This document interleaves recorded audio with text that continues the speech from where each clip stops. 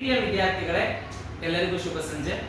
ವಿದ್ಯಾರ್ಥಿಗಳೇ, ಇಂದಿನ ತರಗತಿಯಲ್ಲಿ 8ನೇ ತರಗತಿಯ ಸುಂದರವಾಗಿರ್ತಕ್ಕಂತಹ ಪದ್ಯವಾದಂತಹ ಬಹುಮಾನ ಪದ್ಯ ಭಾಗವನ್ನ ಮಾಡ್ತಾ ಹೋಗ್ತೀನಿ. ಕೇಳಿಸ್ಕೊಳ್ಳಿ. ಬಹುಮಾನ ಪದ್ಯವನ್ನು ಬರೆದಂತಹ ಕವಿ ಯಾರಪ್ಪ ಅಂದ್ರೆ ಕುವೆಂಪುರವರು. ಮೊದಲು ಕುವೆಂಪುರವರ ಪರಿಚಯ ತಿಳ್ಕೊಳ್ಳೋಣ. ಕುವೆಂಪುರವರು 1904 ಡಿಸೆಂಬರ್ 29ರಲ್ಲಿ ಶಿವಮೊಗ್ಗ ಜಿಲ್ಲೆಯ ಕುಪ್ಪಳ್ಳಿಯಲ್ಲಿ ಜನಿಸ್ತಾರೆ.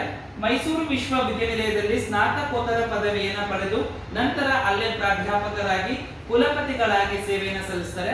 ಮಗಳೊಂದು ಅರ್ಥ ಮಾಡ್ಕೋಬೇಕು, ಕುವೆಂಪುರವರು ತನ್ನ ಪ್ರಾಥಮಿಕ ಶಿಕ್ಷಣವನ್ನ ತನ್ನ ಕುಪ್ಪಳ್ಳಿಯಲ್ಲೇ ಮುಗಿಸ್ತಾರೆ.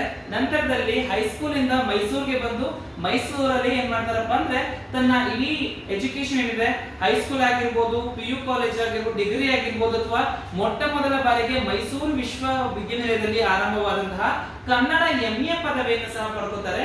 ನಂತರದಲ್ಲಿ ಮೈಸೂರಿನ ಮಹಾರಾಜ ಕಾಲೇಜಿನಲ್ಲಿ ಪ್ರಾಧ್ಯಾಪಕರಾಗಿ, ಪ್ರಿನ್ಸಿಪಲ್ ಆಗಿ, ನಂತರ ಮೈಸೂರು ವಿಶ್ವವಿದ್ಯಾನಿಲಯದ ಕುಲಪತಿಗಳಾಗಿಯೂ ಸಹ ಸೇವೆಯನ್ನ ಸಲ್ಲಿಸ್ತಾರೆ. ಇವರು ಹಲವಾರು ಕೃತಿಗಳನ್ನ, ಕಾದಂಬರಿಗಳನ್ನ ರಚನೆ ಮಾಡ್ತಾರೆ. ಸಣ್ಣ ಕಥೆ, ಕವಿತೆ, ಕಾದಂಬರಿ, ನಾಟಕ, ವಿಮರ್ಶೆ, ಮೀಮಾಂಸೆ, ಜೀವನ ಚರಿತ್ರೆ ಮುಂತಾದ ಹಲವು ಪ್ರಕಾರಗಳಲ್ಲಿ ಕೃಷಿಯನ್ನ ಮಾಡಿರ್ತಕ್ಕಂಥ ಕುವೆಂಪುರವರು ಶ್ರೀ ರಾಮಾಯಣ ದರ್ಶನಂ ಎಂಬ ಮಹಾಕಾವ್ಯಕ್ಕೆ ಜ್ಞಾನಪೀಠ ಪ್ರಶಸ್ತಿ ಲಭಿಸುತ್ತೆ. ಕರ್ನಾಟಕ ರಾಜ್ಯವನ್ನ ಕಂಡ ಶ್ರೇಷ್ಠ ಕಾದಂಬರಿಗಳಾಗಿರ್ತಕ್ಕಂತಹ ಮಲೆಗಳಲ್ಲಿ ಮದುಮಗಳು ಮತ್ತು ಕಾನೂರು ಸುಬ್ಬಮ್ಮನ ಹೆಗ್ಗಡತಿ ಎನ್ನುವಂಥದ್ದು ಕುವೆಂಪುರವರ ಬೃಹತ್ ಕಾದಂಬರಿಗಳು. ಜೊತೆಯಲ್ಲಿ ಕುವೆಂಪುರವರು ಆತ್ಮಕಥನ ಯಾವುದು ಸರ್ ಅಂತಂದ್ರೆ ನೆನಪಿನ ದೋಣಿಯಲ್ಲಿ ಅಂತಕ್ಕಂತಹ ಒಂದು ಸುಂದರವಾಗಿರ್ತಕ್ಕಂತಹ ಆತ್ಮಕಥನವನ್ನ ಬರೆದಿದ್ದಾರೆ.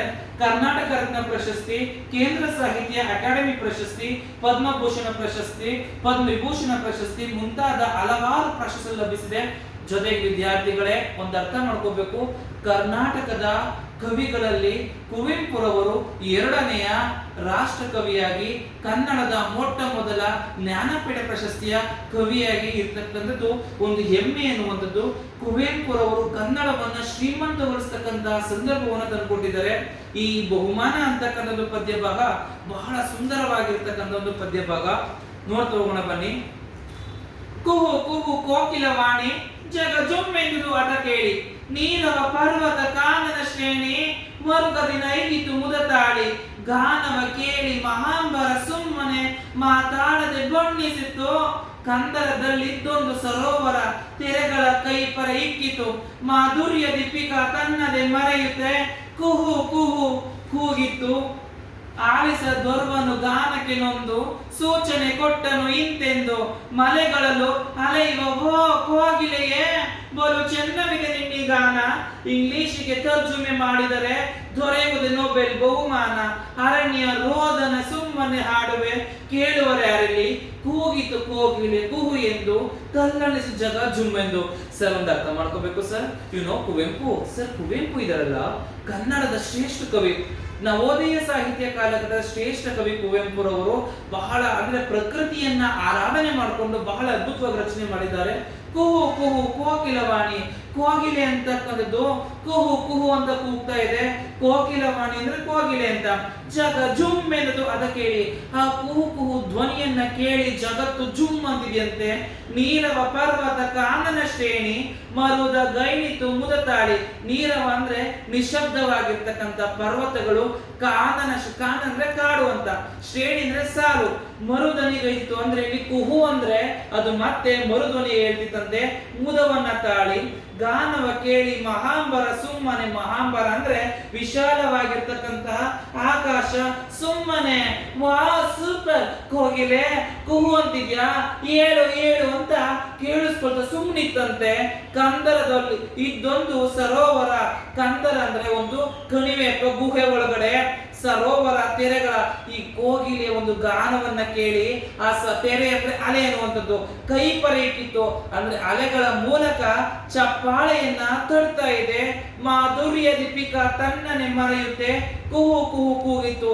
ಆದ್ರೆ ಮಾಧುರ್ಯವಾಗಿ ಬಹಳ ಸೊಗಸಾಗಿ ಸುಂದರವಾಗಿ, ಪಿಕಾ ಅಂದ್ರೆ ಕೋಗಿಲೆ, ತನ್ನನೆ ಮರೆತೋಗಿ ಮತ್ತೆ ಕುಹು ಕುಹು ಅಂತ ಕೂಗ್ತಾ ಇದೆಯಂತೆ. ಆಲಿಸಿ ದೊರ್ವನು ಗಾನಕ್ಕೆ ನೊಂದು ಸೂಚನೆ ಕೊಟ್ಟನು ಇಂತೆಂದು. ಅಂದ್ರೆ ಆ ಕುಹು ಕುಹು ಗಾನವನ್ನ ಕೇಳಿರ್ತಕ್ಕಂಥ ಒಬ್ಬ ವ್ಯಕ್ತಿ ಹೇಳ್ತಾನೆ ಏನಂತಂದ್ರೆ, ಮಲೆಗಳಲ್ಲಿ ಅಲೆಯುವ ಓ ಕೋಗಿಲೆಯೇ ಬೋಲು ಚೆನ್ನವಿದೆ ನಿನ್ನ ಗಾನ. ಏಯ್ ಕೋಗಿಲೆ, ಎಷ್ಟು ಸೊಗಸಾಗಿದೆ ನಿನ್ನ ಗಾನ ಅಂದ್ರೆ, ಸಕ್ಕದ ಗಾನ ಹೇಳ್ತಿದ್ಯಾ. ಆದರೆ ಏನಮ್ಮ ಪ್ರಯೋಜನ? ಇಂಗ್ಲಿಷಿಗೆ ತರ್ಜುಮೆ ಮಾಡಿದರೆ ದೊರೆಯುವುದು ನೊಬೆಲ್ ಬಹುಮಾನ ಅಲ್ಲ.